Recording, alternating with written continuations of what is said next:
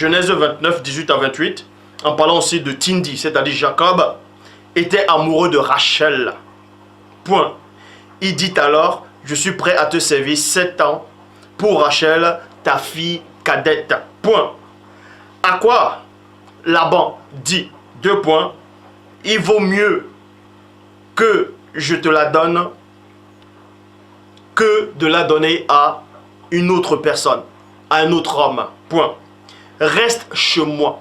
Donc on dit ici, c'était à une période très reculée où Tindi, le patriarche Tindi, selon la Bible actuelle, est allé en Mésopotamie. Il avait pris la fuite. Il est allé chez son oncle Laban. Et là-bas, il a vu qu'il avait 2 cousines là-bas. Il est tombé amoureux d'une de ses cousines. Et il a demandé au papa de sa cousine de lui offrir sa cousine comme femme. Et Laban, il dit, travaille d'abord pour moi. Et ensuite, je te la donne pour femme.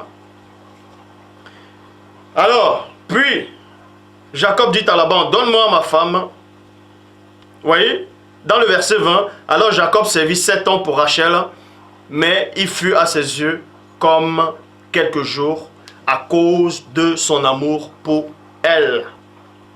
Puis Jacob dit à Laban, Tindi dit à Laban, donne-moi ma femme, car mes jours sont écoulés, que j'ai des rapports avec elle. Alors Laban réunit tous les hommes du lieu et fit un festin. Verset 23, mais il arriva le soir, virgule, qu'il prit Léa sa fille. Vous voyez, ce n'est plus Rachel. En fait, Jacob, Tindi a demandé qu'il voulait Rachel. Et Laban a accepté. Et derrière, il y a un esprit qui est arrivé, qui a séduit Laban, qui a trompé Laban. Et ensuite, Laban, entré dans un état second, il allait choisir une autre de ses filles auxquelles Tindi Jacob n'avait pas demandé.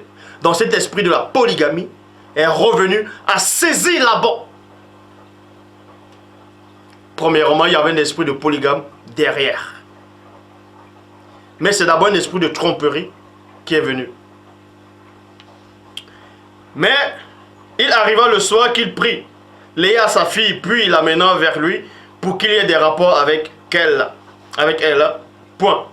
Et il arriva, dans le verset 25, et il arriva au matin que voici c'était Léa. Alors Tindi dit à Laban, qu'est-ce que tu m'as fait? Point d'interrogation. Ce n'est pas pour Rachel que j'ai servi chez toi? Point d'interrogation. Pourquoi donc m'as-tu dupé? Pourquoi donc m'as-tu dupé? Duper, c'est tromper. C'est la tromperie. Et on sait que celui qui trompe, c'est le diable, c'est Satan, le Mundima Bobé, le mauvais esprit. Donc, premièrement, l'esprit de duperie est arrivé. Si vous voulez réellement savoir, il y a 2 esprits qui travaillent ensemble. L'esprit de la tromperie, c'est-à-dire la duperie, et ensuite l'esprit de la polygamie, dans l'enseignement que je vais donner. Parce que l'esprit, avant que l'esprit de la polygamie puisse s'instaurer, puisse entrer, il y a d'abord l'esprit de la duperie. L'esprit de la duperie va duper comment?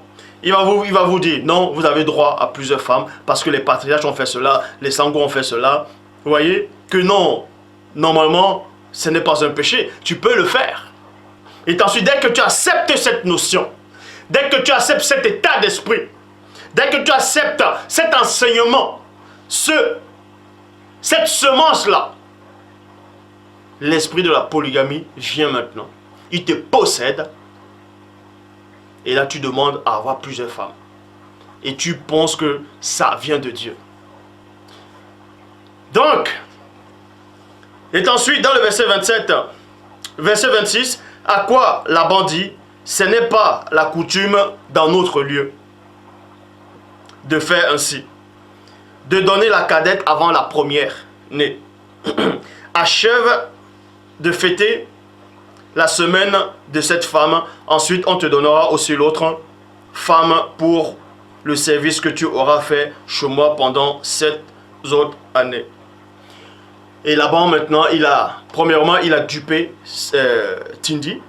Et ensuite, il prend maintenant une deuxième fille, c'est-à-dire sa deuxième fille, une autre de ses filles. Il donne maintenant à Tindy. Donc, l'esprit de la polygamie aussi l'a saisi. L'esprit de la polygamie l'a saisi maintenant. Et bam!